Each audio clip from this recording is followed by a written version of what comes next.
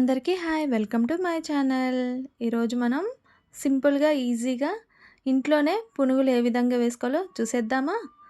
ఇలా దోసపిండి మిగిలిపోయిందంటే దాంతో ఈ విధంగా పునుగులు వేసుకుందాం. పిల్లలు కానీ పెద్దలు కానీ ఇష్టంగా తింటారు ఈ పునుగులు. ఈజీ ప్రాసెస్ ఉంటుంది, అందరు కూడా ఇంట్లో ట్రై చేయండి. ఏది కూడా వేస్ట్ కాకుండా మనం ఈ విధంగా బయట దొరికే వాటికంటే మనం ఇంట్లో తయారు చేసుకునేవి చాలా రుచిగా ఉంటాయి. ఇంట్లో తయారు చేసి ఇంట్లో వాళ్ళందరికీ పెట్టండి. ఈ విధంగా మనం సన్నగా కట్ చేసిన ఆనియన్స్ ముక్కలు కూడా యాడ్ చేసుకుందాం. సన్నగా కట్ చేసి పెట్టుకున్న పచ్చిమిర్చి. ఇందులో ఎక్కువ ఇంగ్రీడియంట్స్ వాడాల్సిన అవసరం లేదు. ఇంట్లో ఉన్న వాటితోటే మనం ఈ పునుగులు వేసుకోవచ్చు. సన్నగా కట్ చేసి పెట్టుకున్న కరివేపాకు, అదేవిధంగా కొంచెం వాము, కొంచెం జీలకర్ర, ఒక స్పూను మనం ఇందులో పెరుగు యాడ్ చేసుకుందాం.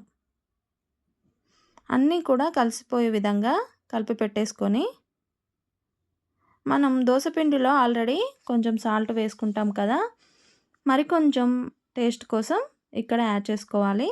అంతా కూడా యాడ్ చేసుకున్న తర్వాత ఈ విధంగా చిన్నగా పునుగుల్లాగా వేసుకుంటే సరిపోతుంది. గోల్డెన్ బ్రౌన్ కలర్లోకి మారిన తర్వాత తీసుకొని వేడిగా పల్లి చట్నీతో కానీ టమాటా సాస్తో కూడా చాలా బాగుంటాయి. ట్రై చేయండి అందరూ. ఇంట్లో మనం పునుగులు వేసుకున్నప్పుడు ఈ చిన్న టిప్పు ఫాలో అయితే చాలా క్రిస్పీగా సాఫ్ట్గా మనకు పునుగులు వస్తాయి. ఈ విధంగా ఆయిల్ మీడియం ఫ్లేమ్లోనే పెట్టుకొని అన్ని పునుగులు వేసుకోవాలి. నూనె చాలా వేడిగా ఉంటే బయట కాలిపోతాయి, తక్కువ వేడి అయితే నూనె తాగేస్తాయి. అందుకే చేత్తో కానీ స్పూన్తో కానీ నూనెకు దూరంగా వేయాలి.